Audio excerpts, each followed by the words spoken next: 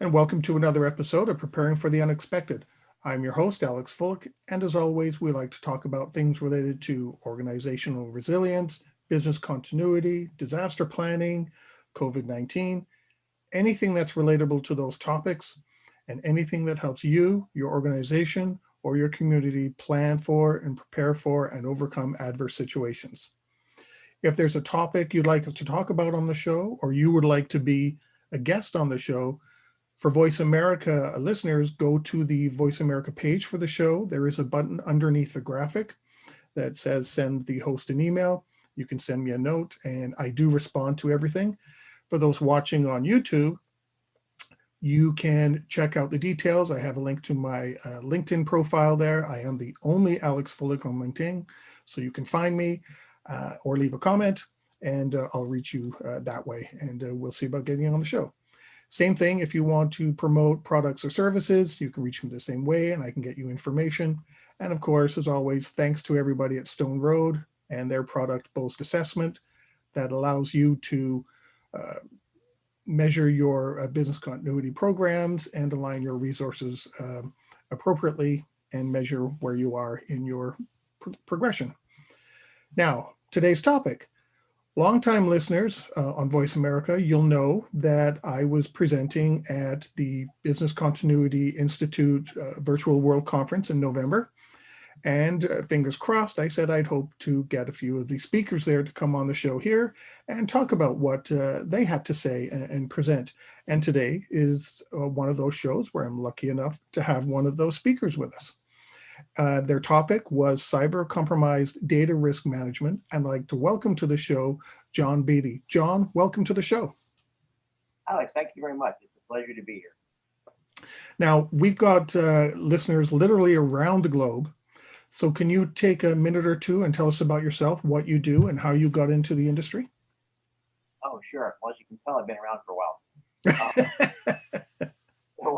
I've been with SunGuard for the past 12 and a half years and working primarily with many of our large enterprise organizations around disaster recovery and business continuity, crisis management, and some other things, third-party risk management. So, I've covered a lot of areas within SunGuard. And prior to SunGuard, I actually owned the business continuity program globally for News Corporation, which is obviously a very large organization, Fortune 50 company at the time.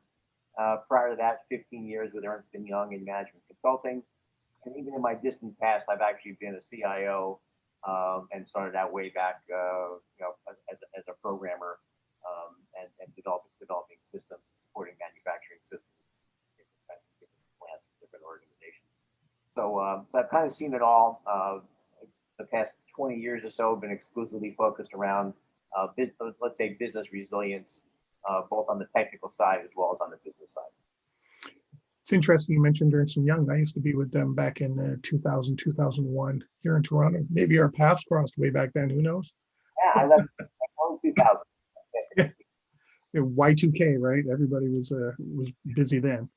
And I forgot to mention something. You may see the name Jessica up on the video there, up in the top.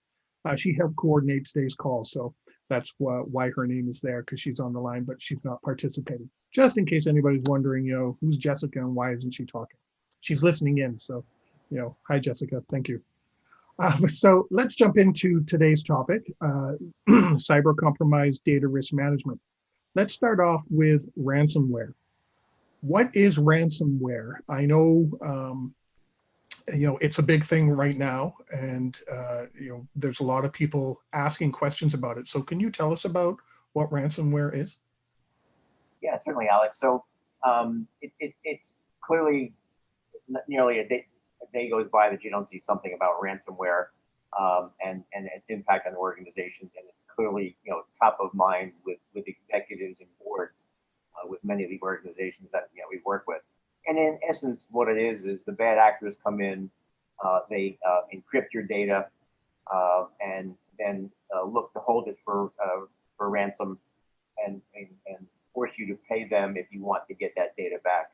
Probably one of the more interesting characteristics of ransomware attacks is that the bad actors have gotten very sophisticated, and they actually, before they actually encrypt your production data, they will actually go after either disable or encrypt your backup data as well, and to kind of force your hand to consider actually making the payments to them. But what it's really about is, them coming in, disabling your data, putting it in a state that you cannot actually access it, and then doing their best to force you to pay them if you want to get the keys in order to encrypt it, if you will. Now, I've also heard and read different things that sometimes ransomware, you've got it in your system, but you don't know it for a while. So how do organizations know that they've got ransomware? Are they just waiting for the phone call or the email or the telegram, that comes from, these bad actors that says, guess what I've done? So how does that work? Well, the dwell time, if you will, so how long that malware has been sitting in your environment, has actually been coming down. So in many cases, they might be out there for weeks or in fact many months, because what they're trying to do is to make sure that they can grab your backup data first, before they grab your production data. So they're actually searching around your network and making sure that they can get access to everything. Probably a good example is we worked with an organization 4 or 5 months ago, and the one day the message came up and they had their inventory management system was compromised, being held for ransomware, and it turns out they had an IT ticket that was sitting for about 6 weeks, where all of a sudden their backup software stopped working for this particular application. And somebody said, gee, the backups aren't working right. They opened up a ticket, but it never really bubbled to the top where folks got excited by, let's resolve it, until the ransomware hit. And they had not taken backups of their inventory management system. Wow. For 6 weeks. So that malware was in there. The bad actors probably had been in there for quite a bit of time to figure out where's the best, what's the best data to target. They disabled the backups, let that go for about 6 weeks, and then hit them with the ransomware. And so they had no recourse except to pay the ransom. Is there any way that we can recognize something is wrong? A file name, an indicator in something that could raise a flag saying, hey, I think we might have something here? Yeah, well, I'll first point out that then there's the ransomware that actually comes in, hits you quickly, and there is no dwell time. As soon as they find a way in, they're going immediately after you. So there's no way to detect that. The attacks that take place on virtually no notice. There are situations where there's where they might be in there for quite some time. And yes, if you are properly scanning, your environment, you might be able to detect that they were there. Very few organizations actually scan their backup data to see if anything is messing with that. So that's been a key area of a threat, if you will, is making sure that you have clean backup data that is free of any known malware. So there are products on the marketplace that actually do enable scanning of your backup systems, and some of the different products that are out there, both hardware and software, have those kinds of capabilities in there without mentioning any names. But it is becoming more prevalent to actually scan and evaluate your backup data to make sure that it is clean as well, and is malware free. So you could have malware on your production, back it up, and that malware gets carried into your backups, and then your entire, your entire library is corrupted. Yeah.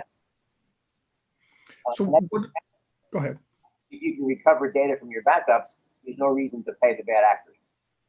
So Gotcha. make sure that you have no recourse. And then one of the key challenges now is that, I guess it was probably late last year when back in October, I think it was, when the U.S. Department of Treasury released the Office of Foreign Asset Control released a statement that's basically saying you're going to um, you know uh, we may be coming after you if you make payments to any bad actor on the OFAC list.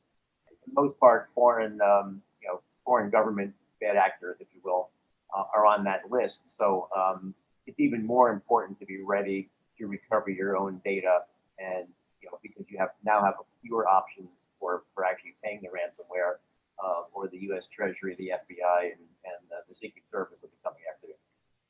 So really, you got to do your homework ahead of time. Otherwise, because if you pay to get your data back, you could be in trouble, and you're already in trouble, because you've got the malware. Yes, You're absolutely. just like stuck between a rock and a hard place. Oh, for sure. Alex, as we're kind of talking about this, there was Forrester, if you don't mind me mentioning that, put out a document back in August of last year, and it was called the State of Disaster Recovery Preparedness in 2020. And for those folks who are listening that may have access to it, I highly recommend that you take a look at it, because it does go and emphasize in a very convincing way, if you will, the need for advanced planning for data recovery after a successful cyber attack, and also identifying, and they totally support, position that I've had for quite some time, is that typical disaster recovery programs do not work in the case of a ransomware attack. So, their position is very, very well presented, and I certainly recommend that folks take a look at that and evaluate their own programs in terms of their readiness to be able to recover data after a successful cyber attack, based on some of the guidelines and insights that are in that particular article. I know we're going to touch on that, the differences between data recovery and disaster recovery, but I got a quick question before we go there. Is it the same people or the same teams that would be involved with both of those, or is it totally different skill sets and groups who should be focusing on this? Really good question. So let me start with prevention. So usually the CISO, the cybersecurity team within an organization, they're responsible for preventing something from happening, putting up all the the controls and the roadblocks, and doing all the analytics to make sure that a cyber attack is not successful if launched against their organization.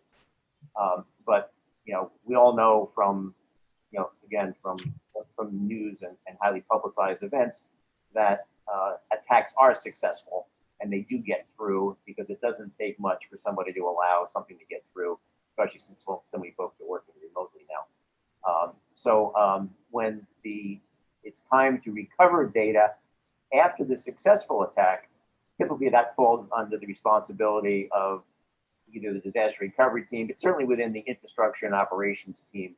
They tend to own that recovery effort with support from the CISO's organization, but very rarely with any of the organizations that we're working with is it the responsibility of the CISO to actually recover the data.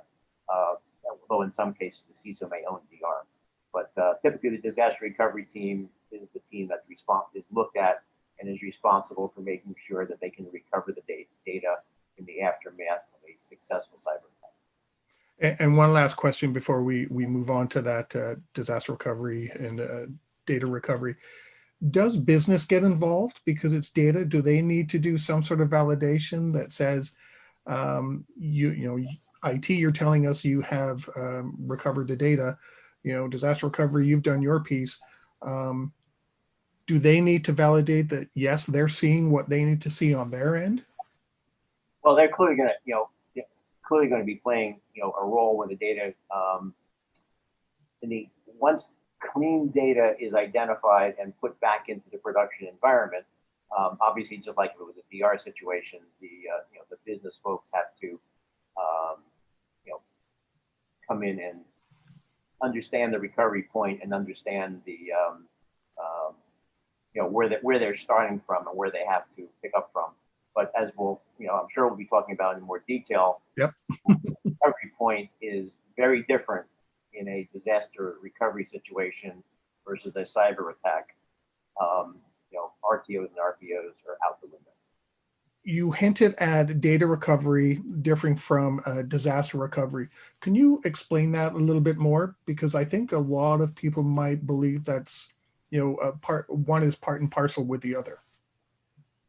Yes, and that's often the hurdle that we deal with when speaking with organizations. But typically, once you point out a few key facts, which we'll get into in a second, they begin to realize, yeah, there is more to this than meets the eye, and my disaster recovery program probably isn't going to cut it, and I need to be thinking about this different recovery case. So let me start by the triggering events. They're clearly different.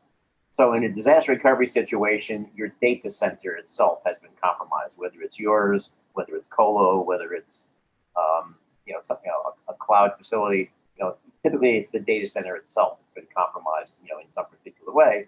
But in a ransomware attack, it's the data itself that's been compromised.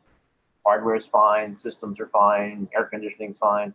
All of those things are just fine, but it's the data itself that's been compromised as a result of the ransomware or in some cases wiperware that actually wipes the data out. So there's some obvious differences there. In the disaster recovery situation, what you're doing is you are recovering into a new environment. So I'm going to stop, operating from one data center, and I'm going to pick up and I'm going to move to another data center. So I'm transitioning to a new production environment, if you will. In the case of a data recovery effort, typically I'm recovering, in place. So what I'm going to do is I find clean data somewhere in my archives, and we'll talk more about what clean data is in a minute. And then once I identify, my latest available clean data being malware free, I'm going to bring that data back into my production environment, and typically that's on hardware that has been rebuilt from bare metal, because you want to make sure that there is no malware on that hardware. So what most organizations do is they will rebuild that server from bare metal, and then repatriate clean data that they identify and bring it back into that production environment, and then start from there. The challenge is that clean data is not necessarily your last backup. But if the bad actors have been doing their job and doing their job well, they have been also corrupting or disabling your backups. So your backup from last night, for example, just might also have been corrupted, and your backups for the past several weeks may have been corrupted. So your latest clean data could be a day, a week, a month, or more old, and that's the best you have that's malware free. So that's why I mentioned earlier that RTOs and RPOs tend to be out the window, simply because they have those terms have been around for years, 30 years or more, and they are optimized for a disaster recovery effort. They are not optimized for they're not likely to be achieved, and are rarely achieved in the case of an actual data compromise or data ransomware attack. Is there a difference between, I remember a previous job years ago when they used to have, let's see, I just scribbled it down, full backups, or partial backups being done, incremental backups being done. Does that pose an even greater challenge if something is not being backed up all the time and something else is, on an hourly basis? Does that pose an even bigger issue?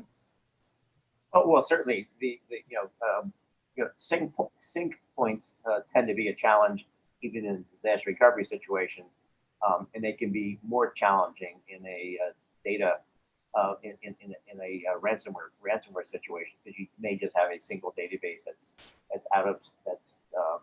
been compromised, and then you have to understand all of your relationships, and you may have to roll back many databases in order to make sure that they're all properly in sync. And So it's very important, if you will, to make sure that you are planning for exactly how you're going to recover that data. And probably the biggest challenge in all this is that you have no idea what data they're going to go after. In a DR situation, you may have all of your data that's sitting and replicated into another site, and it's already synced. It's available to you. Yeah, you may have lost a few hours of transactions or days worth of transactions, but everything that's sitting over in that DR site, is for the most part is going to be synced. But the chance of that happening in a ransomware attack, again, you don't know what they're going to go after, and you've got to pull that string and figure out what are all those relationships, and what is the point of what is my point of the latest clean data that I have, and now how do I resync everything else around it to that to that particular version of data that it may have. Again, that could be a day, a week, or a month or more old. So the challenge becomes very, it's a DR recovery effort is very rote. I know exactly what I'm going to do. We've rehearsed it, we've tested it. People tend to know what their responsibilities are. They know what the sequence of event is. In a cyber compromised event, you've got a lot of analytics to undertake to figure out, well, how far did this go? How far, what's my latest point of clean data? So it's going to be your recovery effort is going to be situationally dependent, which is why your DR plans simply don't work. It's like, I know it's the wrong term, but it's like data mining. You've got to put on a hard hat and go hunting for it, digging to find out where the problem is. Yeah, absolutely. And that takes time. So very rarely is data recovered within days. It can take 3 or 4 days, a week or so before you get data back and you're back in operational. So it's not something, again, RTOs and RPOs are typically out the window. And then there's another element to this whole thing, which is at what point is data not even worth recovering? Well, we're gonna go there shortly. I know we've got that on our list to talk about, but I just wanted to touch on a couple of things first. You mentioned RPO and RTO, and I know what those refer to. We do have people around the globe, and we do have people of different levels of experience with disaster recovery or business continuity, et cetera. So could you define what both of those are and how that relates to the recovery efforts? These 30-plus-year-old terms, because it's been over 30 years since I first heard these things. But RTO is recovery time objective. So that is basically, how quickly, what's my target for getting a system, an application back up and operational? What's the time that the business keeps it back before it starts becoming problematic? That's the recovery time objective. Often, the more critical systems, it could be a matter of hours or rarely more than a day. The recovery point objective is how much data can I tolerate losing, and again that's usually measured in a day or so or hours. So and that's so what's the point of point in time that I can the business is willing to accept the loss of data. And again, that tends to be fairly short, perhaps. In some cases, for some high volume systems, the RPO could be 0. It needs to, I cannot afford to lose anything more than the last transaction. That might be a light system. And for most transactional systems, it's probably closer to 4 hours, in some cases 24. But rarely do we see an RPO in excess of 24. But we know from experience that in a cyber attack, you're not going to hit that RPO at all. Yeah, I was just going to say from what you were saying, getting data back could be a couple of days, could be, and if business or wants an RTO, RPO, whatever, let's say 4 hours, usually it's 0 is the first thing that comes out of people's mouth. How how do you get people to understand that there's a big difference between that? If you have a ransomware attack, you could not have this data for a couple of days, even though you're saying you need it in 4 hours. Right. So when we work with our clients and introduce this topic to the new clients, it's always around, you've got to understand the characteristics of a disaster recovery situation, very structured. I know exactly what I'm going to do. It's rehearsed. To a chaotic situation, I don't know what data, has been compromised. I have to make sure that, any data that I am going to begin to reuse is malware free. And by the way, we have seen organizations actually reintroduce the malware through their recovery effort back into the production environment. In some cases, it gets even worse. So that malware can actually expand. You mean they're infecting themselves? They're infecting themselves from their own backups. Oh. So, that's why it's, so the analytics and the care you have to take to make sure that that data is, that you're going to bring back into the environment is clean and malware free, as well as understanding all the sync points and things like that, is not an easy situation. And what data do they go after? They're not going after all the data that you have. They can't. So you've got to figure out just, well, how far did they go? When did this happen? So there's a lot of analytics, a lot of thinking.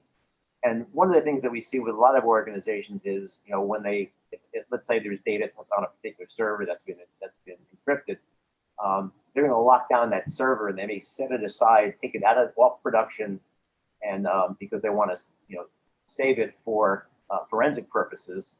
So then now they may, need to stand up a new server, build a new server, and then identify clean data, which is, by the way, typically done off network, because you don't want to be evaluating data and making sure it's malware free on your network, because again, you might bring that virus back in, that malware back into your environment. So you're going to do that offline, and you're comfortable you've got malware free data. Then you're going to bring that back into your production environment, and in many cases onto a fresh server, or possibly a server, the original server that's been rebuilt. So there's a lot of things to be thinking about, a lot of things to analyze. It's not a cookie cutter, I don't want to minimize the effort for a disaster recovery effort, but it tends to be fairly rote, and recovering data after a successful cyber attack, is very situationally specific. I'm going to jump a little bit to the side for a moment. While IT is busy doing that, which could be a couple of days, what should the business be doing? Do they just sit there and twiddle their thumbs? I'm not trying to put you on the spot, but I'm just wondering, what are they doing, or what would you expect them to be doing in the meantime? Probably ending up with a head of hair like mine.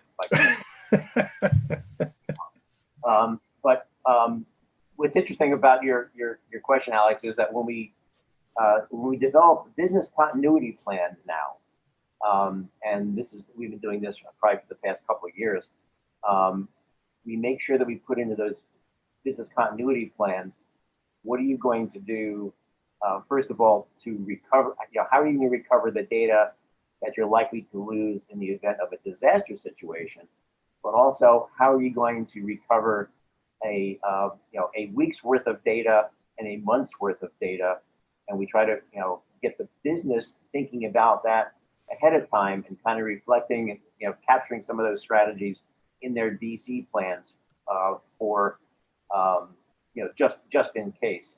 Now we don't do that for every system, what we try to do, and that we have the term vital data assets. And what we try to do is work with organizations around identifying what is the data that you really, really, really need an extra level of investment to protect. And because you can't invest in extra levels of protection for all of your data. So there's a subset of critical data that we often refer to as vital data, and that's the data that you want to make sure that the business understands how they're going to recover a week's worth of lost data and a month's worth of lost data, should that happen, and that gets them kind of mentally prepared for what could happen. It's interesting that you mentioned that, because I remember a specific situation with a finance team a long time ago, and they all assumed that everything would be done by IT, including validating all the data, everything, nothing would be missing at all. It would be, just perfect when everything came back up. And I remember being in a meeting, and one of the security people turned around to the business team, the finance team, and said, well, what's your plan for validating that everything's there, and that everything that you want is available? You're seeing what you need. You're not seeing partial data. What's your plan? And the look on the finance director was, I don't want to say funny, but I'll say blank. Like, what? It's not all going to be there. We're not just going to be able to pick up and run. So it's interesting that you just brought that point up. And that's been a deficit in business continuity plans for years, decades at this point. Now with because of the malware situation, we have rethought how we deal with that whole situation. Like I said, for the past year and a half or so, we've been building in that data, that data loss, anticipated data loss strategies into the DC plans. And that applies to both disaster recovery situations, where the good news is all you have to do is figure out how I'm going to cover the gap, the RPO gap. But in the case of a cyber attack, you've got to think about, well, much farther than the RPO. The RPO might be a day or 4 hours or 0. But now I have to think about, a week or possibly a month's worth of lost data. Mm-hmm. And then, there is the point in time where it just doesn't even make sense to recover data. Maximum vital data, the MVDL. Can you explain that a little bit more in detail? What kind of data would be considered vital, and what kind of data maybe would be fluff? And if they can't get it back, no big deal. Okay. So let me start with the concept of vital data, because that'll kind of set the stage. So what we recommend to organizations is that that they identify their vital data assets, their VDAs, if you will. And what a vital data asset is, it's the data that, because of its importance to the company, to the organization, it's worthy of an extra duty of care, an extra level of investment to reduce the risk of a failed data recovery effort. So nothing is guaranteed in this cyber world, because the bad actors are constantly, in some cases, a step ahead. But the goal is to for the data that really is the most vital to your organization, to make sure that you do potentially make additional levels of investment in air gap storage, in and put data into a vault that it's really difficult for a bad actor to get to that data as well. If you think back to the old days, if you put data on tape, remember those? Hanging there on the rack, and it's until you put it back on the on the tape machine, you're not going. It's nobody can get access to it. So it's immutable. Now there's obviously problems with tapes. We're way past that. But the concept is that it's important for some data in an organization to take an extra duty of care, make that extra investment, buy that extra hardware, buy that specialized software in order to create this either physical or virtual vault that you put your vital data into. Now, that's an extra level of expense. So, so it's important to determine which of your critical data is worth that extra level of investment. And probably one of the interesting things, Alex, that we have found is, as we work with some organizations, is we often find that some vital data is not even in scope of the disaster recovery program at all, because people don't even think about that data as being, as being important, to their organization. And I'm going to come back to that in a second. So usually the lens that we often look at and to identify vital data, especially if it's a public, large public organization, they're going to file their annual 10K. So in an annual 10K that you file, let's say with the SEC, and there's equivalents to that in other countries and other parts of the world, you identify all of your key business risks. Well, those are the risks that are on the mind of the board, or on the mind of the C-suite, and because if any of those risks were to materialize, then that puts the financials, at risk, if you will. So nobody wants any of those risks to materialize. So we often look and help to identify vital data assets through that lens.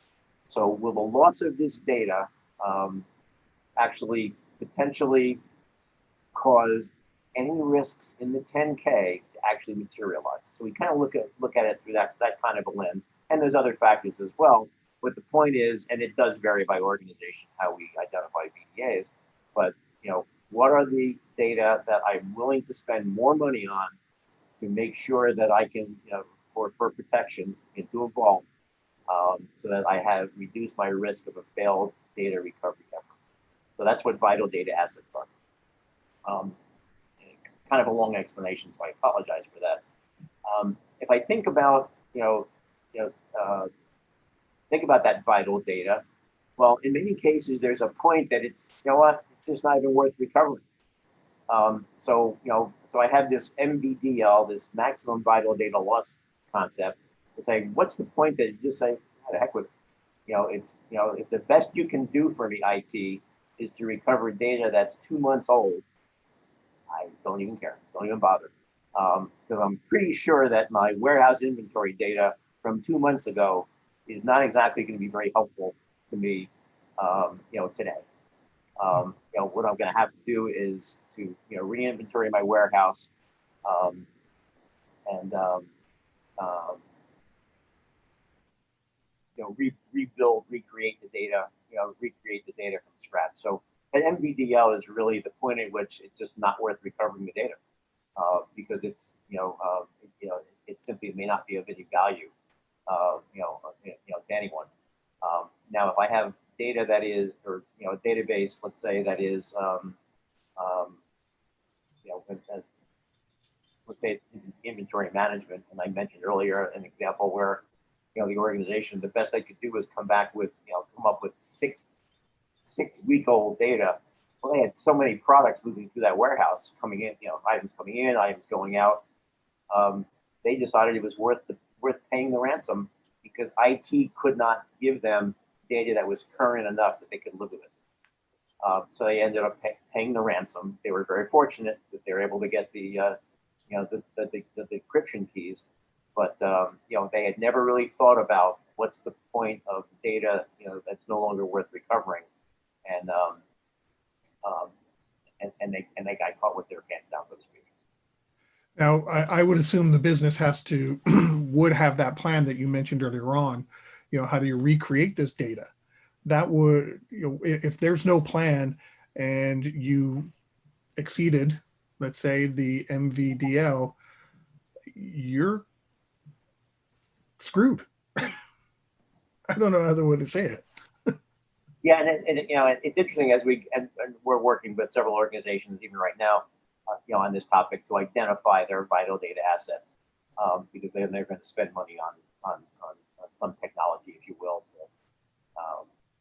create that vault. So they're trying to size the whole thing, and they want to build the business case so they can take it to the board, or the board's already approved a whole lot of money for this particular purpose, because nobody wants the risks in the 10K, if you're a public organization in the U.S., to materialize, and that's the lens that we're using there.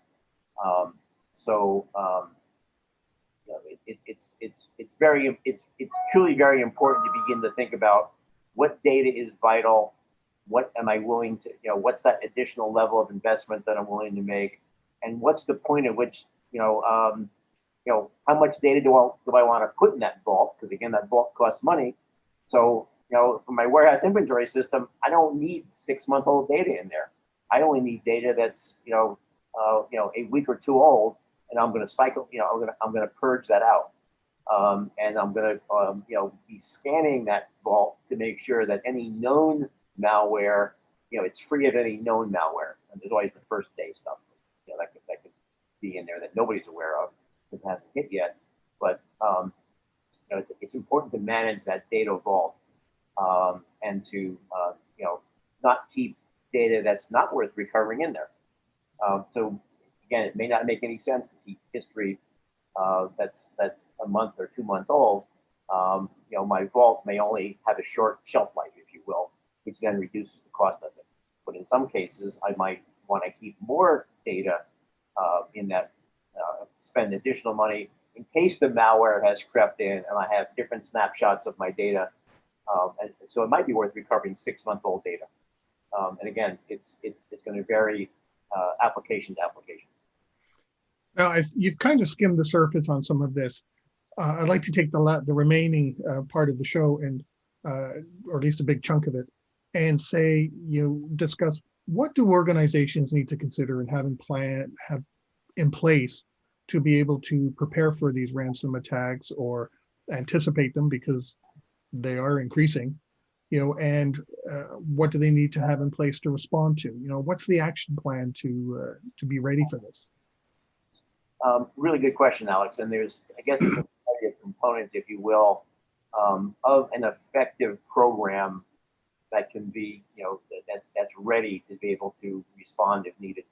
So, probably let me start with, just like you have a disaster recovery plan, you need a compromised data recovery plan as well, and that is the plan that guides the actions that the infrastructure and operations teams will take in partnership with the CISO and the cybersecurity team.